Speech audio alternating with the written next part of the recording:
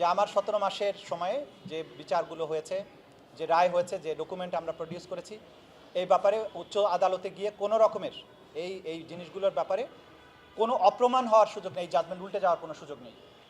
এবং আমি প্রথম দিন থেকে যে জিনিসটা বলেছি যে আমরা এমন সব অকাট্য প্রমাণাদি এই আদালতে উপস্থাপন করেছি, শুধু বাংলাদেশে নয়, বিশ্বের যে কোনো আদালতে গেলে এই অপরাধীদের সাজা নিশ্চিত হবে, সর্বোচ্চ সাজাই নিশ্চিত হবে।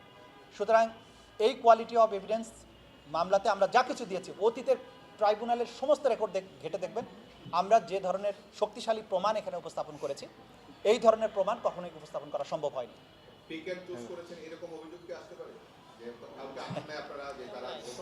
আমাদের আইনেই পিক অ্যান্ড চুজ করার বিষয় আছে, মানে আইনে বলা হয়েছে, যেমন ধরুন আমরা কিন্তু প্রথম থেকেই বলেছি যে বাংলাদেশের সমস্ত পুলিশ বাহিনী গণহত্যার সাথে সম্পৃক্ত ছিল। আমরা কিন্তু সমস্ত পুলিশ বাহিনীর বিচার করতে পারবো না। আমরা সুপিরিয়র কমান্ডারদের এবং সবচাইতে যারা নটোরিয়াস ভূমিকায় ছিলেন তাদেরকে বিচারের আওতায় আনবো।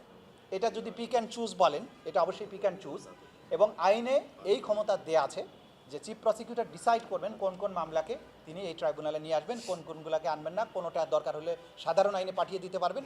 সুতরাং মানবতা বিরোধী অপরাধের বিচার দুনিয়ার ইতিহাসে দেখবেন কোথাও গণহারে হাজার হাজার সৈন্যকে শাস্তি দেওয়া হয়, সেখানে টপ কমান্ডারদের দেওয়া হয় এবং যারা একদম সরাসরি অ্যাট্রোসিটির সাথে ডাইরেক্ট ইনভলভমেন্ট ছিল তাদেরকেই সাজা দেওয়া হয়। আমাদের আইনে এটা বলা আছে।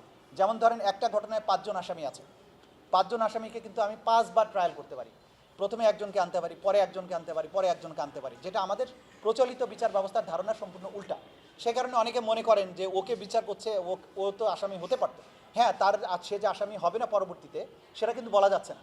কিন্তু এই মুহূর্তের মামলা প্রমাণের জন্য আমরা যদি 5 জনের মধ্যে বাকি 4 জনকে সাক্ষী হিসাবে নিয়ে এসে মামলাটা প্রমাণ করি এবং পরবর্তীতে তাদের বিরুদ্ধে তদন্ত করি, তাহলে কিন্তু কোনো রকমের আইনগত ব্যত্যয় হবে না। সুতরাং আমাদের আইনে এই সুযোগ আছে, এই বিচারের ধারাটাই ভিন্ন। সে কারণে কোনো রকমের পিক অ্যান্ড চুজ বলতে যে অর্থে ব্যবহার করা হয় সেই ধরনের কিছু করা হয়নি। আমরা যা কিছু করেছি অ্যাজ পার ল করেছি।